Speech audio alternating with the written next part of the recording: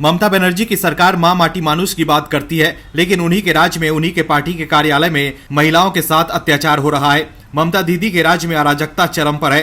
राजनीति पूरी तरह से रक्त रंजित हो चुकी है। राज्य सरकार पूरी तरह से अपराध और अपराधियों के सामने पंगु बनकर खड़ी है।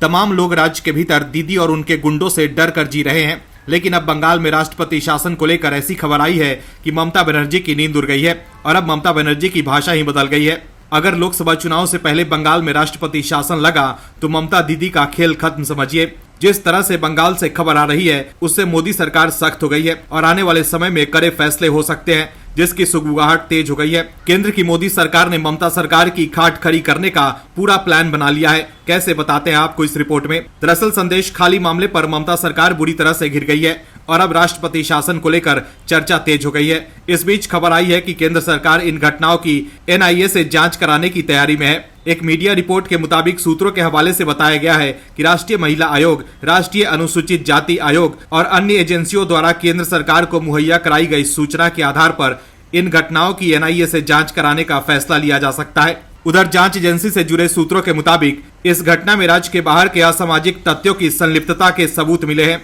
जिनको सुनियोजित ढंग से माहौल बिगाड़ने के लिए संदेश खाली भेजा गया था। एनआईए जांच की तैयारी इसलिए भी की जा रही है क्योंकि उत्पीड़न और जबरन जमीन कब्जाने के जिन लोगों पर आरोप लगाए जा रहे हैं उनमें से ज्यादातर बांग्लादेश सीमा के पास रहते हैं। इस बाबत पश्चिम बंगाल के राज्यपाल सीबी आनंद बोस भी केंद्र सरकार को अपनी विस्तृत रिपोर्ट दे चुके हैं। वहीं संदेश खाली के हालात का जायजा लेने पहुंची राष्ट्रीय महिला आयोग की अध्यक्ष रेखा शर्मा ने पश्चिम बंगाल सरकार पर वहां की महिलाओं की आवाज दबाने का आरोप लगाते हुए राज्य में राष्ट्रपति शासन लागू करने की मांग की है। रेखा शर्मा ने बताया है कि इलाके की महिलाओं से बात करने के बाद मुझे पता चला कि संदेश खाली में स्थिति भयानक है।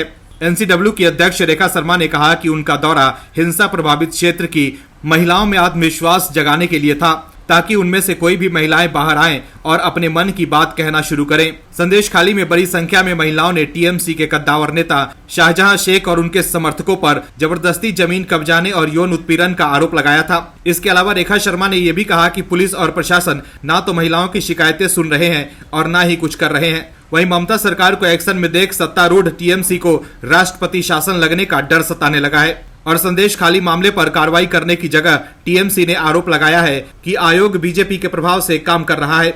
वही राष्ट्रपति शासन को लेकर चर्चा के बीच ममता बनर्जी की भाषा ही बदल गई है। ममता बनर्जी अब कह रही हैं कि उनकी सरकार कुछ भी गलत होने पर हमेशा कार्रवाई करती है।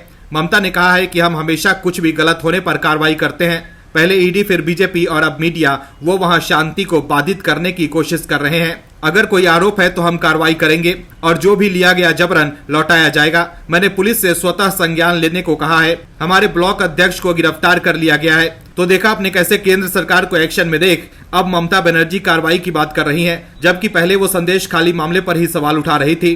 Bureau report, OMH news. और भी वीडियोस देखने के लिए चैनल को सब्सक्राइब करें और बेल आइकन को दबाएं।